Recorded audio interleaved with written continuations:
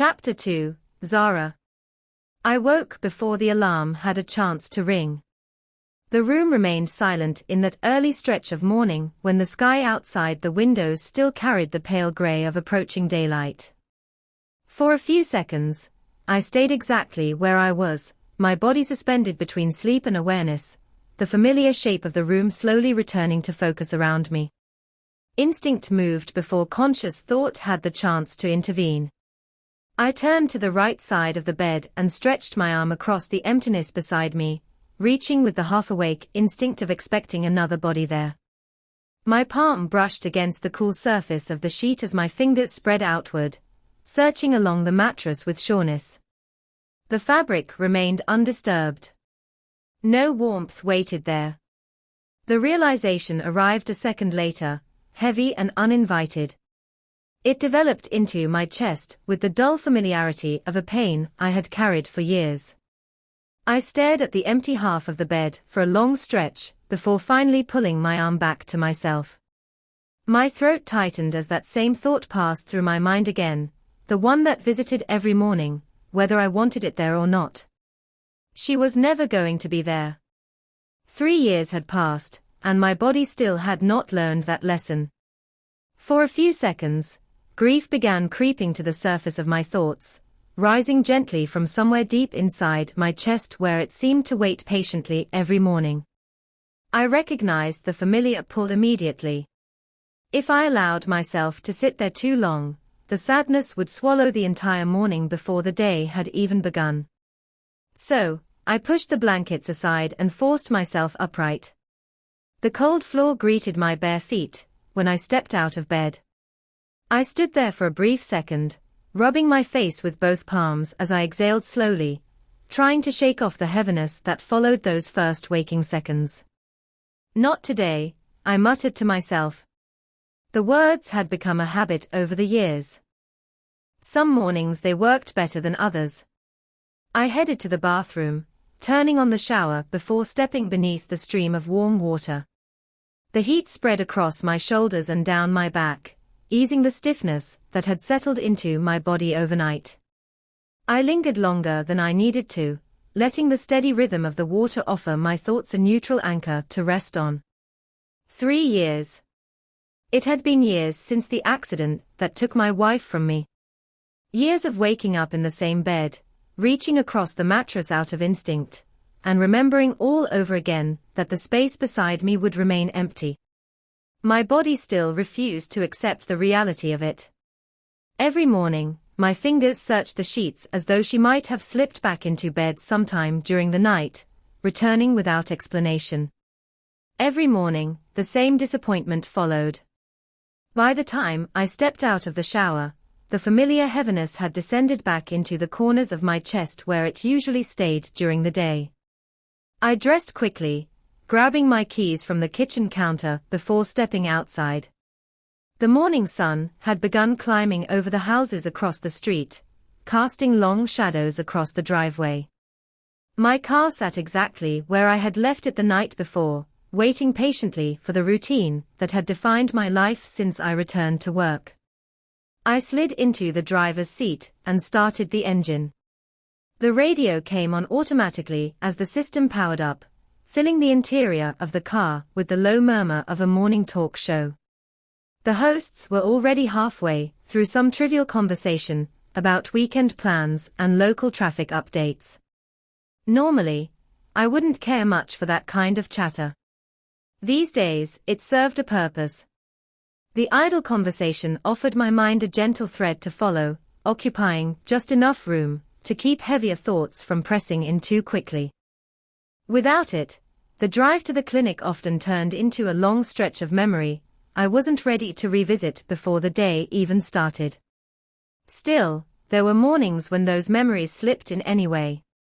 This was one of them. I could almost see her standing in the kitchen again. Misha woke earlier than I did. By the time I wandered into the kitchen, still half asleep, she would already be moving between the stove and the counter with effortless confidence. The entire house would carry the rich scent of spices warming in a pan, or fresh bread heating in the oven.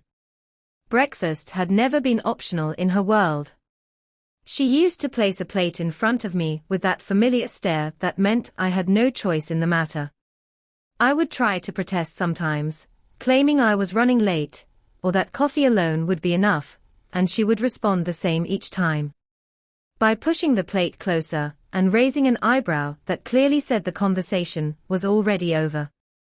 Only after I finished eating would she step closer, brush a quick kiss against my cheek, and send me to the door with instructions to drive safely. That small ritual had once been the most ordinary part of my day. Now it lived only in memory.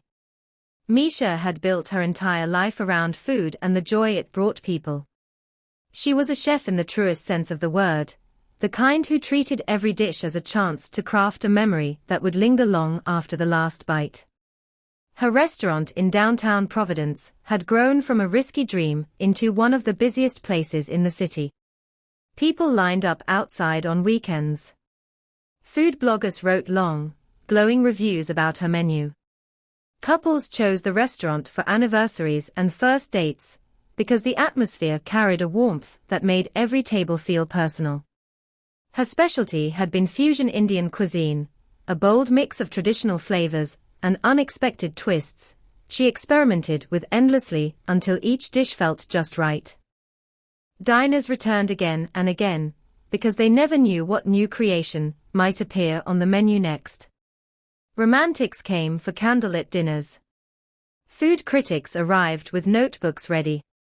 Travel bloggers made entire videos about their experience tasting her dishes. Everyone seemed to fall in love with the place. And she deserved every bit of it.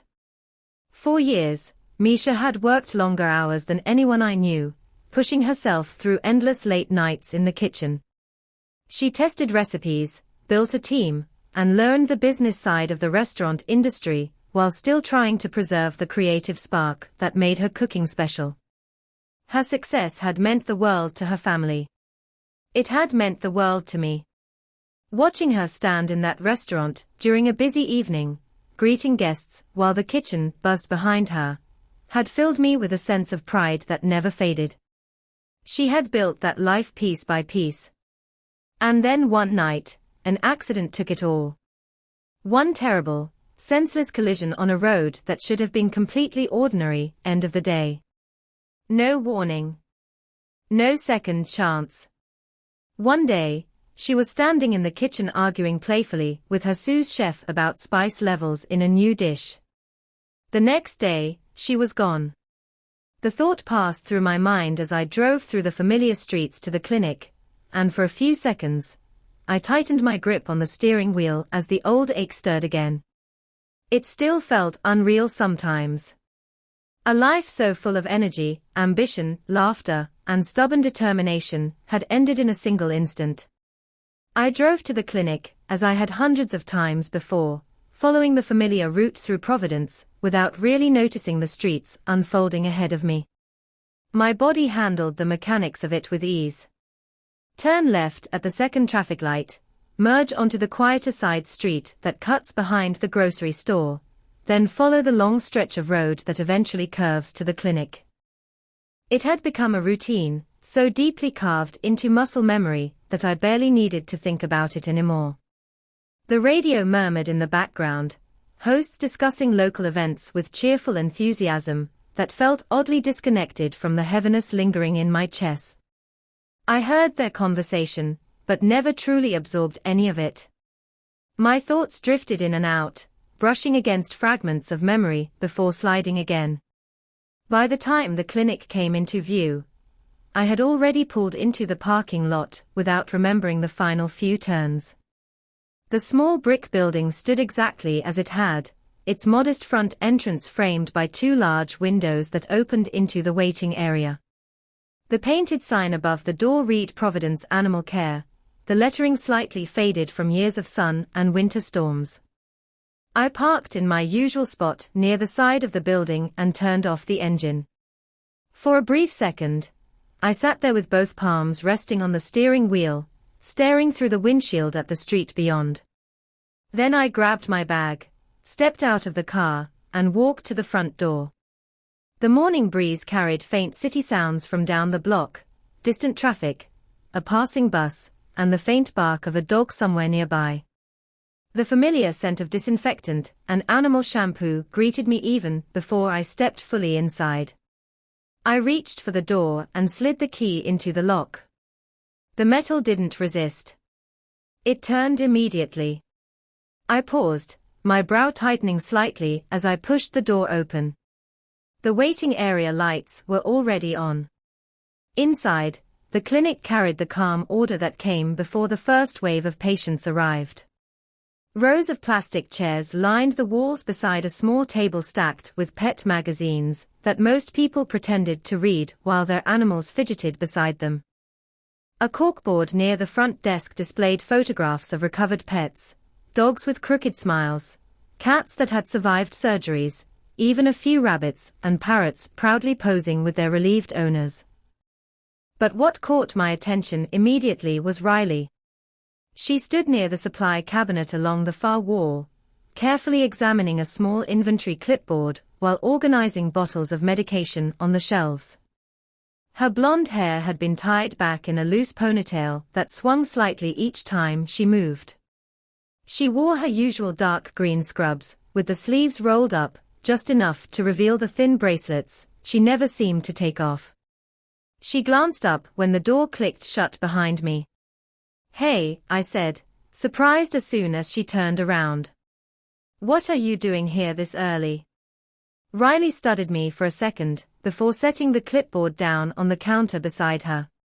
She placed a bottle of dog shampoo back onto the shelf with deliberate care, adjusting it until the label faced outward neatly. "I couldn't let you hog all the work," she replied with an exaggerated shrug that attempted to make the explanation sound casual. "After all, I technically work here too. And lately, you've been showing up earlier and earlier, trying to get ahead of the schedule. I figured it was about time I helped you keep up." She crossed the waiting area to me, her steps confident and leisurely. Riley had moved through the clinic with that same easy familiarity, as though every corner of the place belonged to her just as much as it did to me. I lifted the mug still resting in my hand and shook it lightly in her direction, the remaining coffee sloshing silently inside. "If I had known you were planning to beat me here," I told her, "I would have picked up another coffee from home." Riley glanced at the half-empty mug before letting out a small laugh. "That's sweet of you," she said, gesturing to the corridor that led deeper into the clinic. "But you're about 10 minutes too late for that. I already made a fresh pot. It's sitting in your office." She placed a light hand against my shoulder and steered me gently to the back corridor, as she had done countless times whenever she decided I needed guidance in my own clinic. The corridor smelled faintly of antiseptic and animal fur, a scent that had long ago become inseparable from my daily life. Examination rooms lined one side of the corridor, their doors slightly ajar. I caught brief glimpses of stainless steel tables, neatly folded towels, and trays of medical instruments waiting for the day's appointments. Being surrounded by animals had helped alleviate the restless corners of my mind. Dogs wagging their tails in the waiting room. Nervous cats hiding inside carriers. The occasional rabbit thumping its hind leg impatiently while its owner tried to calm it down. Animals brought a different kind of focus into the room. Their needs were immediate and uncomplicated. A sick animal didn't care about the tangled grief living inside its veterinarian's chest. It simply needed help. For the most part, that concentration helped. Unless the case was critical. Whenever a patient arrived in serious condition, bleeding or struggling to breathe, my thoughts sometimes slipped from the present without warning. In those brief, terrifying flashes, I would see another hospital room instead, bright lights, frantic doctors, and the memory of watching the person I loved slip further with every passing minute. Those moments still caught me off guard. Riley knew that better than anyone. She had been there during the worst parts of it. Riley Blair wasn't just my nurse. She was my closest friend. Years ago, she had worked at one of the most respected veterinary hospitals in the city, a place with cutting-edge equipment and a reputation that attracted difficult cases from across the state. When Misha died, Riley walked out of that job without hesitation. She never announced it as some grand sacrifice. Instead, she simply showed up one morning at my clinic with a box of her belongings and informed me she would be working there from now on. It was her process of keeping watch over me without making it obvious. Of making sure I didn't completely fall apart. We stepped into my office together. The room carried the familiarity of an area I spent far too many hours inside. Medical textbooks stacked along one wall, framed certificates hanging slightly crooked above the desk, and a corkboard covered with thank you notes from grateful pet owners. Riley reached past me and grabbed a clean mug from the small cabinet beside the coffee machine. For a while, neither of us spoke. The silence felt comfortable enough that I almost missed the subtle change in her posture when she finally turned back to me. "Zara," she began carefully, her expression carrying a strange mix of hesitation and determination, "you know I love you, right?" I observed from my mug and studied her face. She wore that familiar note of skepticism, the one she slipped into place whenever she was about to say what she knew I wouldn't welcome immediately. "Yes," I replied dryly, leaning back in my chair. "I am painfully aware of that fact." Riley narrowed her gaze slightly, clearly unimpressed by my sarcasm. "Good," she said. "Then try not to take what I'm about to say wrongly." I raised an eyebrow. "That sentence never ends well." Riley folded her arms across her chest and took a slow breath before continuing. "It's been 3 years," she said gently, though the firmness in her posture made it clear she had rehearsed this conversation in her mind more than once. "And I know how much you loved Misha. Nobody who knew the two of you could ever doubt that." She paused briefly, studying my reaction. "But you can't spend the rest of your life alone." The words hung between us as she continued. "It's time you start dating again." I stared at Riley for several instants after the word left her mouth, certain I must have misheard her. My thoughts stalled completely as I tried to process what she had just suggested. "Dating," I repeated slowly. The word sounded foreign coming out of my mouth, as though it belonged to an entirely different stage of my life. I blinked several times, still trying to absorb the idea. It wasn't simply that I hadn't dated in years. The possibility itself had never even entered my mind. Not once. Since Misha died, the future had existed in a much narrower shape. Wake up. Go to the clinic. Treat animals. Return home. Repeat the same cycle the next day. Anything beyond that routine had never felt necessary. Dating had been part of a life that ended years ago. "Yes," Riley replied immediately, her expression bright with determination. "Dating." She leaned casually against the edge of my desk as if the conversation we were having was perfectly ordinary. "In fact," she continued without hesitation, "I already have a few potential candidates in mind if you're open to the idea." I blinked again, still trying to catch up with her. "You have what?" Riley waved her hand dismissively, as though the logistics of arranging my love life had been the most natural thing in the world. "Options," she clarified. My chest tightened suddenly. "I don't think I'm ready for that," I said, my hand drifting instinctively to the center of my chest as a sharp pressure began forming there. The sensation spread slowly beneath my ribs, uncomfortable enough that I had to pause for a beat before continuing. "Actually, no. I'm pretty sure I'm not ready for that at all. I don't think I ever will be." Riley's expression softened almost immediately. She stepped closer and placed her palm gently against my shoulder, her touch carrying the reassurance she had used countless times whenever she sensed my thoughts beginning to spiral. "Hey," she said gently. Take it easy. Her fingers remained there, warm and grounding, which reminded me of how long she had been watching out for me. This isn't the end of the world, she continued, her tone patient now. I know you better than most people do. You're shy. You spend half your time hiding inside your own head.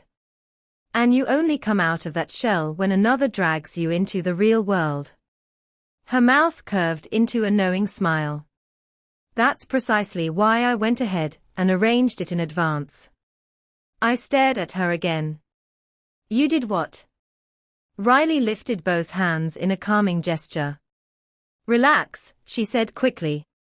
I'm not forcing you into anything dramatic. All I did was arrange for you to meet another person. One evening. One conversation. That's it. She tilted her head slightly as she studied my face. At least meet her and see how you feel, she continued. You're imagining this as some terrifying ordeal, when it's really just dinner and conversation. It won't be as bad as the disaster you're building inside your head, I promise.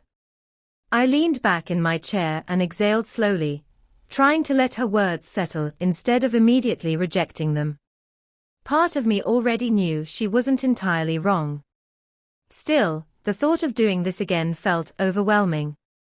I'm 38, I muttered after a moment, rubbing my forehead. It's not exactly an age where people are lining up to start fresh with a new person. Riley snorted softly. You say that as if you've suddenly become ancient. I didn't respond immediately. Because the real problem had nothing to do with age. It had everything to do with whom I had lost. I closed my eyes briefly as memories drifted through my thoughts again.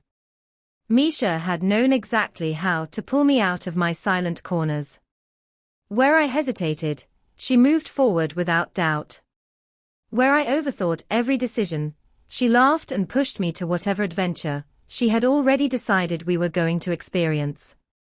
Being with her had never required effort. I never had to pretend to be anyone else. With Misha, I had been entirely myself. That kind of connection didn't develop easily. And I wasn't convinced it would ever appear again. I don't think I'll find anybody similar to her, I said. Riley remained silent for a few ticks, her hand now moving slowly across my back in gentle circles, as she waited for the tension in my shoulders to ease. I'm not asking you to find another Misha, she said eventually. Her voice carried a firmness that made me examine her again. The room fell silent after that. I stared down at the mug in my hands while her words settled into the places I had spent years carefully avoiding. After a while, I lifted my gaze to her again. So who exactly is this person you've decided to introduce into my life? I asked cautiously. Do I know her? Riley's expression brightened immediately. No, she said. You've never met her before. She leaned back against the desk again, clearly pleased with herself now. She's a friend from the gym, Riley explained. She recently ended things with her long-term girlfriend and decided she wanted to start dating again. We got to talking a few weeks ago, and the more she described what she was looking for in a person, the more I kept thinking about you. My suspicion grew instantly. That doesn't sound reassuring. Riley ignored the comment entirely. She's confident, Riley continued enthusiastically. Charming. Outgoing. The kind of person who walks into a room and immediately starts talking to everyone. She paused long enough to give me a meaningful glance. Which, by the way, is exactly your type. I sighed gently. And how did you arrive at that brilliant conclusion? Riley grinned. Because every serious relationship you've ever had involved a person who dragged you out of your cave and forced you to interact with the outside world. I couldn't argue with that logic. Misha had done exactly that. You think that's what I need again? I asked nervously. Riley shrugged lightly. I think it's worth finding out. She straightened slightly, energy returning to her posture, as the conversation changed into planning mode. It's not even a formal date, she added quickly. Just a casual meeting. No pressure.